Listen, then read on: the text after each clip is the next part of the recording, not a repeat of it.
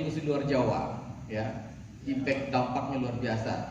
Kalau di Jogja itu mungkin standar, karena misalnya dari luar Jawa, dari Papua, Sulawesi itu mau ke Jakarta, dulu itu kan istilahnya orang teman-teman DPR di Jogja pulang itu sudah bisa kredit Pajero istilahnya.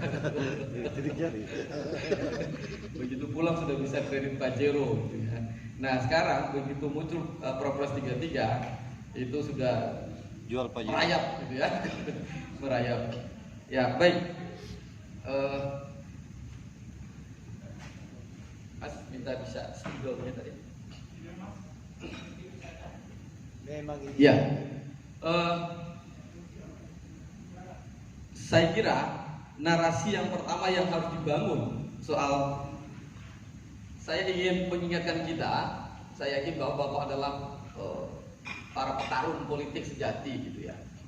Tapi ada hal yang harus ditelaah ulang gitu ya. Jadi saya selalu bilang ke teman-teman DPRD bahwa jadilah zon politikon, makhluk politik ya. Perdebatan soal hukum, politik, administrasi negara tertinggi itu adalah politik. Ya. Jadi jadilah zon politikon. Kenapa? Karena kondisi fakta empirisnya hari ini DPRD itu sebagai unsur penyelenggara pemerintah daerah. Makna ini sangat mendasar mempengaruhi kekuatan politiknya DPRD sebagai institusi politik. Saya kira di sini sudah ada para senior yang pernah mungkin mengalami fase di era Undang-Undang 2299. Bagaimana DPRD powerful, punya kekuatan, bahkan dalam tanda petik melakukan impeachment terhadap kepala daerah apabila kepala daerah tidak mampu menjalankan RPJMD-nya sebagai komitmen konstitusional, maka DPRD melalui LKPJ-nya itu dapat menghentikan kepala daerah karena dia tidak sesuai dengan komitmennya yang diuraikan, visi misi yang diejawantakan di dalam RPJMD yang setiap tahun diuraikan di dalam RKPJ. Itu 2299. Lalu perubahan ini mengantarkan ke DPRD, kita lari nih. Ini fase 2299. Ini DPRD itu betul-betul lembaga politik. Lalu lari ke 32 2004. Ya. Banyak asosiasi kepala daerah lalu kemudian melihat bahwa posisi Undang-Undang 2299 yang saat itu DPRD punya kekuatan. Artinya ketika bicara DPRD artinya bicara partai politik kan begitu artinya. Lalu dikerdilkan ke Undang-Undang 32. Posisi Undang-Undang 32, DPRD sudah tidak bisa lagi mengontrol secara kuat kinerja eksekutif, sudah tidak bisa. Ya, sudah tidak bisa di Undang-Undang 32. Tetapi saat itu DPRD masih dapat melakukan kekuatan politik dengan rekomendasi politiknya, ya, oke, untuk menghentikan masih bisa di Undang-Undang 32. Ya, maka dulu kalau DPRD itu ada yang namanya dulu masih disebut dengan Badan Legislasi Daerah. Sekarang kan bukan. Namanya sekarang Bapemperda, Badan Pembentukan. Jadi fungsi legislasinya sudah dikurang itu. Ya. Nah, Undang-Undang 32 lalu dipecah jadi 3. Pecahnya Undang 32 itu kasus Sulawesi Selatan. Ketika sengketa pemilu, apakah pilkada itu rejimnya Dakri atau rejimnya pemilu? Jadi perdebatannya saat itu, ya, pilkada Sulawesi Selatan itu menjadi pintu masuk untuk merubah Undang-Undang 32. Karena di Undang-Undang 32 pilkada itu jadi satu, urusan rejim pemerintah daerah kan, Dakri berarti, ya, di sini ada bicara soal pilkada, bicara soal Pemda, bicara soal desa, jadi satu. Ya, pilkada masuk di sini. Sisi lain, penyelenggaraan pilkada diatur di dalam Undang-Undang pemilu. Nah, proses inilah yang kemudian merubah Undang-Undang 32 itu lahir ke Undang-Undang 23 2014. Makin ke sini, nanti sebelum saya bicara soal membedah turunannya 3 fungsi DPRD. 23 2014 ya. Ini jadi undang-undang Pemda, jadi undang-undang sendiri, ini jadi undang-undang nomor 6 2014 tentang desa, ini undang-undang nomor 10 ya, undang-undang pilkada. Undang-undang 32 melahirkan 3 rezim penyelenggaraan pemerintah daerah. Politiknya pilkada sendiri, lalu kemudian Pemdanya Undang-Undang 23, urusan desa diatur dalam Undang-Undang nomor 6 tahun 2014. Lalu pertanyaannya adalah apa dampak bagi DPRD? Ternyata tidak selesai saat itu. Muncul Undang-Undang MD3. Daerah sudah diatur di dalam Undang-Undang 23, tetapi sisi lain pengaturannya juga saat itu diatur dalam Undang-Undang MD3. Kacau balau. Administrasi pemerintah DPRD makin tidak jelas. Ya. Undang-Undang 23 menempatkan DPRD ya sebagai apa? Unsur penyelenggaraan pemerintah daerah. Tapi saat itu ya MPR RI dan DPR RI mengategorikan bahwa DPRD itu adalah legislatif, lembaga legislatif. Maka dia diatur di dalam Undang-Undang MD3. Kacau lagi. Pusat mau mengaturnya melalui MD3, tapi hak dan kewajibannya berbeda dengan DPR RI. Ya, ini yang menjadi ramai. Akhirnya DPR lokal ya, DPRD ya kemudian loh, kalau kami diatur oleh MD3, harusnya hak dan kewajiban kami kan sama dengan DPR RI. Dan menelaah, dibuat jalan tengah. Akhirnya apa? DPRD tidak lagi diatur pakai Undang-Undang MD3. Ya, ini asbabul nuzulnya supaya kita tahu kenapa saya bilang pentingnya DPRD, karena dia lahir dari rahimnya partai politik, maka dia harus menjadi makhluk politik yang disebut dengan zone politikal, makhluk politik. Dia tidak bisa diintervensi oleh siapapun. Hukum itu produk politik. Nah, nanti sambung kita. Apalagi DPRD diatur oleh sekretariat, DPRD diatur oleh POPD, DPRD diatur oleh TAPD. Maka innalillahi wa inna ilaihi raji'un.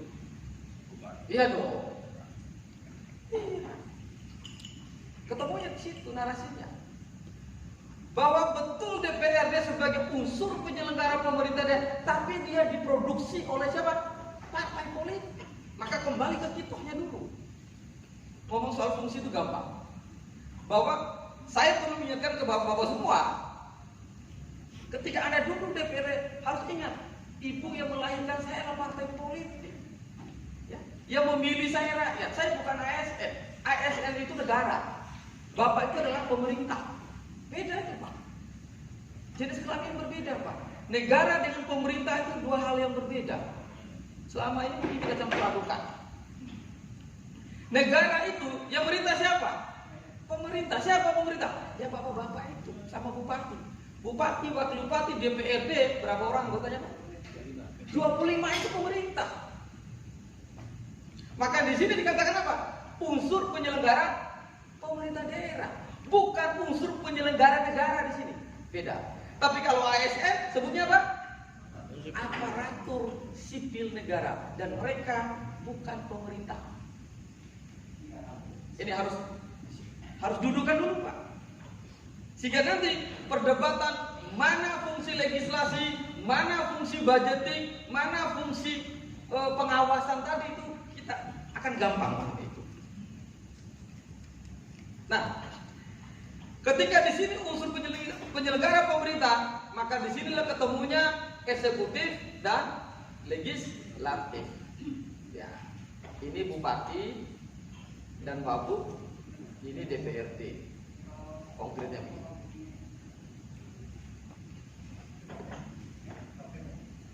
Lalu apa yang membuat membuat DPRD hari ini, kita mendiagnosa dulu Pak. Istilahnya kalau di dalam metodologi itu kan ada SWOT, kelemahannya. Yang pertama, ini kelemahan. Baru kita nanti bicara siasat politik. Orang DPRD itu harus ngomong siasat politik Pak. Tidak boleh ngomong norma. Gitu. Kalau norma itu ASN, ya. Loh iya kan Pak? Yang bikin perda siapa? Kan bapak-bapak yang bikin perda. Produk apa berarti? Produk politik. Ya. Nah itu fungsi. Jadi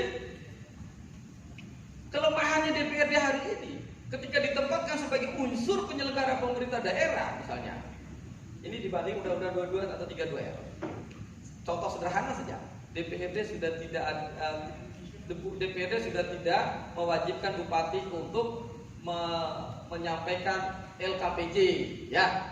Sekarang kan AMJ namanya. Anak muda bilang OMG, oh my god, bilang. Karena tinggal akhir masa jabatan kan, 5 tahun sekali. Nah itu baca di Permendagri 86 itu tentang perencanaan. Yang kedua apa? Ketika balik dirubah menjadi Bapemperda, awalnya badan legislasi, lalu kemudian dirubah. Apa hanya ini sekedar merubah nama? Ini kan tidak pernah dikaji oleh teman-teman DPRD Indonesia. Kenapa merubah dari badan legislasi ke Bapemperda? Apa maksudnya? Masa DPRD dibatasi hak konstitusionalnya untuk memproduksi produk politik 1 tahun berapa jatah perda Bapak? Berapa? 10. Setiap tahun? 10. Hanya dijatah.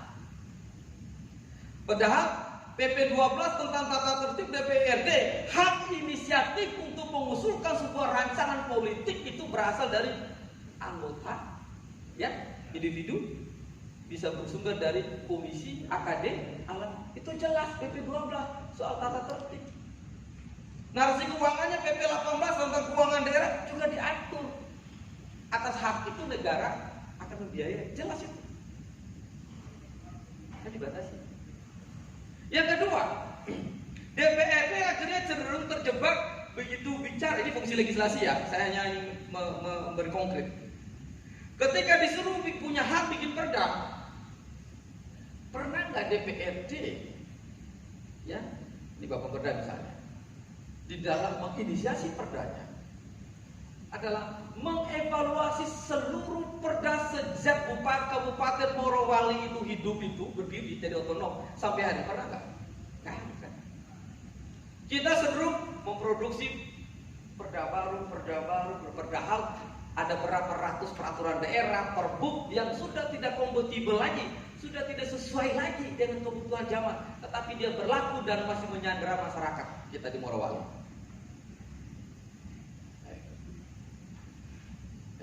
Nah, kenapa di badan Bapemperda? Oh, ternyata nanti hubungannya bagaimana kekuatan biro hukum di provinsi, bagaimana biro hukum di kabupaten mengkerdilkan proses politik yang dilakukan oleh DPRD ketika dia melahirkan sebuah produk politik, baru naik ke Dagri, nomor registrasi bla bla bla. Artinya apa? Ini proses politik lalu kemudian dikerengkeng dengan proses administrasi.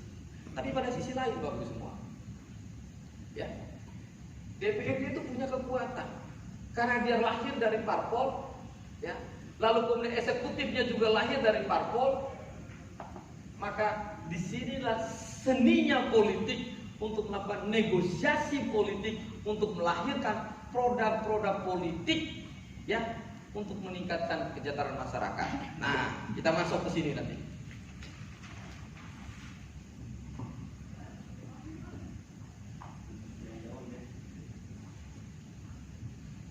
Ini fungsi legislasi, kemudian budgeting,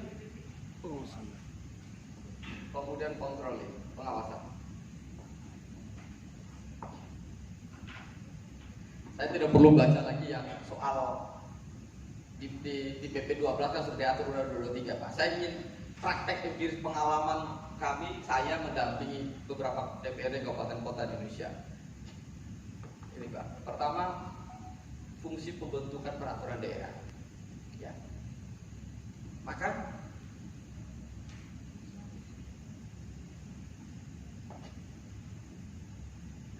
mohon izin Bapak Ibu semua.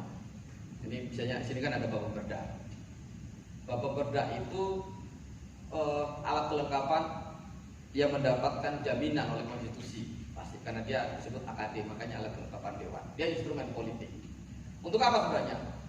Untuk melakukan kerja-kerja yang berkaitan dengan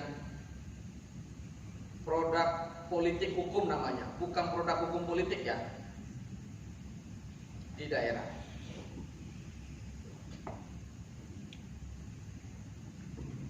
Tetapi saya sayangkan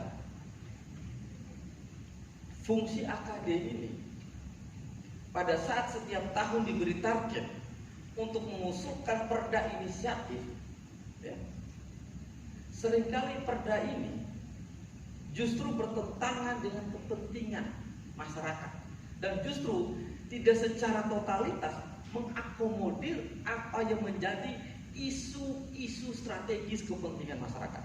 Ini nyambung nanti sampai bagaimana kita arah kebijakan 2023 buat PPAS kita, misalnya begitu ya. Contoh misalnya, kalau bisa, kalau di daerah-daerah Jawa sini rata-rata begini Pak. Bapak Perda sebelum melakukan sebuah penyusunan produk daerah, maka oleh undang-undang kan boleh Pak. Apa? Dikaji dulu Pak. Jangan dulu muncul judulnya. Dikaji dulu. Misalnya begini, kajian pertama tentang bagaimana dampak penerapan peraturan daerah di bidang sosial di seluruh Kabupaten Morowali. Dicek perda apa saja yang berhubungan dengan bidang sosial. Lalu kemudian bidang ekonomi, bidang agama dan lain itu ditelaah dulu Pak. Siapa yang telah? Boleh DPRD, melalui sekretariat, boleh DPRD itu meminta eksekutifnya untuk telah itu. Hasil kajian itu kemudian bisa digunakan oleh Bapak Perda untuk menginisiatif. Oh ternyata target kita adalah di tahun 2023 ada 20 perda yang berkaitan dengan urusan sosial dan kemiskinan harus dicabut, harus direvisi, harus dibatalkan karena sudah tidak sesuai dengan kondisi zaman. Ini kan jarang dilakukan. Akhirnya apa? Bikin perda baru. Sisi lain Presiden menginginkan bahwa penyederhanaan regulasi ya jangan menumpukan perda. Bayangkan Pak, ketika bapak-bapak kemudian mengetok itu menjadi sebuah perda, maka dia akan mengikat dan tanpa kita mengevaluasi itu menjadi dosa jariah bagi kita Pak. Bayangkan, ya kan tidak boleh cabut ini, berlaku terus Pak. Ketika itu sudah bertentangan dengan norma yang berlaku, misalnya urusan batas desa kah, urusan data kemiskinan kah, urusan bantuan sosial kah, yang berkaitan dengan urusan sosial tadi itu, tentu yang bupati puluhan tahun yang lalu kan sudah pernah bikin, DPRD yang itu sudah pernah bikin, tapi pernah nggak kita mengkaji? Maka peran legislasi itu salah satunya adalah melakukan proses analisa dan evaluasi terhadap seluruh produk-produk peraturan daerah maupun peraturan bupati. Perbu kan biasanya delegasi setelah perda kan ada perbu itu ya. Itu dievaluasi dan dicabut atau didorong menjadi perda perubahan. Yang kedua ya, bahwa fungsi legislasi yang tidak kalah penting adalah pada saat DPRD ya masuk ke fase penyusunan perda tentang APBD. Ini yang banyak kali mungkin tadi Pak dari kami Kemenkumham sudah singgung tadi. Tapi saya dalam sisi perspektif politik karena saya basically politik ya.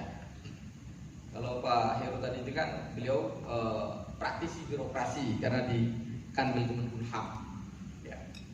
Maka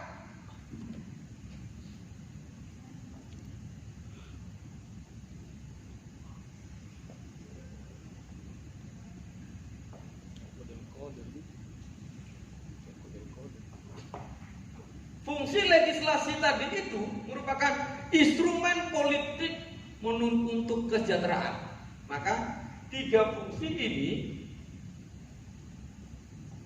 dia tidak terputus, tidak bisa ditelaah satu persatu. Oh ini fungsi pengawasan, ini fungsi tidak. Karena APBD itu juga fungsi budgeting, secara bersamaan juga punya fungsi legislasi. Juga secara bersamaan ada fungsi pengawasan, karena melalui prosesnya kan ada pembahasan dan lain-lain. Nah, yang berikut adalah dia sebagai instrumen politik. Kenapa instrumen politik? Misal, Bapak ingin memproteksi nelayan-nelayan pesisir, kawasan pesisir pantai Morowali misalnya. Tidak cukup dengan sidak, tidak cukup dengan pegang itu megafon atau toa, ya, tidak cukup dengan komplain di bentak meja, nggak cukup Pak. Tapi apa? Kenapa Bapak tidak melakukan menginisiasi sebuah produk politik, ya, yang kemudian itu memproteksi apakah nelayannya, apakah desa adatnya, dan lain-lain. Itu yang saya bilang basisnya adalah isu-isu strategis lokal. Itulah yang kemudian diangkat menjadi sebuah produk politik yang akan memproteksi, melindungi nasib rakyatnya kita sendiri. Ya, mohon maaf, ada banyak DPRD mengambil perannya Satpol PP. Mohon maaf nih Pak. Mudah-mudahan di Morowali tidak terjadi. Ada banyak. Ngapain kok sidangnya jalan, ambil peran Satpol PP, perannya inspektorat, pakai ketok jalan. Pak, Bapak itu politisi Pak. Bukan lagi yang tugasnya gitu bikin sidang di lapangan, bukan. Itu perannya Satpol PP, inspektorat, dinas sosial, BPBD. Loh lah iya. Iya. Loh, kan kita yang menciptakan regulasi. Namanya pemerintah, mereka negara, kalau negara, kita kan pemerintah Pak. Itu yang saya bilang, kembali ke kitoknya. Kita itu lahir dari partai politik. Kita itu politisi Pak, bukan ASN. Misalnya, ketika terjadi konflik, misalnya ini contoh, para pengusaha, penambang atau di kawasan pantai dan lain-lain. Contoh kita, apa yang harus kita lakukan? Kan nggak cukup Pak, terima tamu, audiensi dan lain-lain. Pak, itu seperti obat Panadol Pak. Sakit gigi kasih paracetamol selesai. Tidak rampung, pulang dia sakit lagi Pak. Artinya apa? Tidak ada urusan yang berkaitan dengan sustainability di dalam intervensi solusinya tadi. Ya. Maka langkahnya apa? Langkahnya politik loh, karena kita kan politisi. Oke, setelah mendengarkan RDP dan lain-lain, apa rencana tindak lanjut? Oh, ternyata penting kita bersepakat di DPRD untuk melahirkan produk politik bagaimana memproteksi nelayan-nelayan kita kawasan pesisir. Ini kan banyak DPRD, tiba-tiba datang pihak ketiga dari perguruan tinggi, Pak ini usulkan judulnya. Dia tidak tahu existing kondisi apa persoalan empirik, sosial, ekonomi, politik di masyarakat. Tiba-tiba DPRD terima judulnya, oh ini bagus ini, judul DPRD pulang kunker, ketemu judulnya, ini judul. Bukan begitu Pak cara kita berpemerintah. Iya Pak, serius. Makanya saya bilang hari ini DPRD ketika sebelum paradigma keuangan kita itu money follow program, DPRD itu kan money follow kunker istilahnya. Nah, lalu apakah itu melawan konstitusi? Tidak Pak. Ingat, instrumen politik. Ketika tanah adat kita kemudian diserobot oleh para pengusaha, para macam-macam, nggak cukup Pak, Bapak ikuti dalam demo itu lalu teriak ambil mic, kami menentang, nggak cukup Pak, omong kosong itu. Komitmen politik itu salah satunya adalah dibuktikan bagaimana kemampuan secara politik DPRD untuk melahirkan instrumen politik, misalnya perda, kebijakan, regulasi, itu paling top. Saya bayangkan pulang dari sini DPRD bawa perda misalkan membuat peraturan daerah tentang ya desa-desa adat, hak-hak nelayan misalnya begitu. Selesai Pak. Apakah itu melanggar konstitusi? Tidak bakalan. Undang-undang nomor 6 mengakui hak adat istiadat, undang-undang pokok agraria mengakui. Kan cantolannya undang perda itu kan di undang-undang nomor 12 tentang pembentukan peraturan jelas itu. Satu, dia tidak bertentangan dengan undang-undang di atas. Wong undang-undang dasarnya sudah ada, pasal 18-nya mengakui itu hak otonom. Ini contoh. Senyap nggak? Senyap, tidak perlu bapak tuh sidak kayak Satpol PP sama itu tadi. Rapatkan barisan, setup setting, ayo kita bikin sebelum daerah kita habis misalnya. Contoh Bali, contoh Jogja. Jogja Pak, ya ada ketentuan yang namanya etnis Tionghoa, Cina, maaf, karena perjanjian kemudian diregulasi, kan nggak boleh menjadi hak milik di sini. Bali, ya, bangunannya diatur, tanah pasti saya nggak bisa, Anda boleh tapi nggak hak milik, tapi HGB. Selesai, itu aturan. Jadi masyarakat kita tidak kehilangan aset sebagai identitas jati diri. Bagaimana caranya? Produk politik yang Bapak buat. Misalnya, ada nggak perda yang mengatur soal perlindungan terhadap nelayan, terhadap petani? Nggak ada. Coba cek. Saya udah coba tadi tracking di ini, ya kan? Kan kita masyarakat kepulauan pesisir, Pak, masyarakat maritim. Nelayan nyari sendiri, meninggal sendiri, pulang baru cari BPBD, cari Satgas, selesai. Tidak ada intervensi kebijakan. Ketika bapak-bapak reses, lalu kemudian Pokim usulan kasih bantuan. Emang kita ini dinas sosial? Kan bukan. Loh iya kan Pak? Kan kita bukan dinas sosial. Iya benar. Ya. Kenyataannya begitu Pak. Ada jagung, Menghadap sabit. Jadi nanti saya singgung soal Pokim dulu, Pak. Remeh-temeh itu Pokim dulu, Pak. Kita itu diperdaya dengan Pokim itu. Masa pemerintah urusannya dengan kegiatan? Pokim itu kan Bapak usulkan kegiatan, Pak. Levelnya kita DPRD itu urusannya apa? Arah kebijakan. Ngomongnya program, bukan kegiatan. Hari ini kan Bapak-bapak, masa pemerintah, politisi disuruh input proposal untuk emang DPRD itu kantor penggadaian.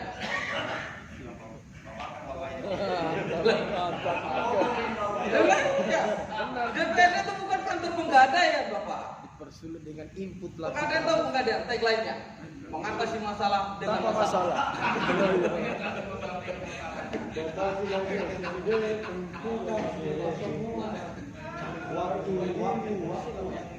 Ya kan? Itu loh Bang saya. Nah, ini contoh tadi.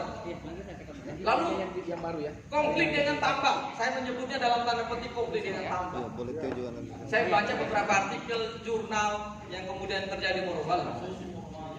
Tapi saya melihatnya tidak ada terobosan dan langkah-langkah politik yang diambil oleh DPRD yang dalam tanda petik saya ngomongnya ada apa? Siasat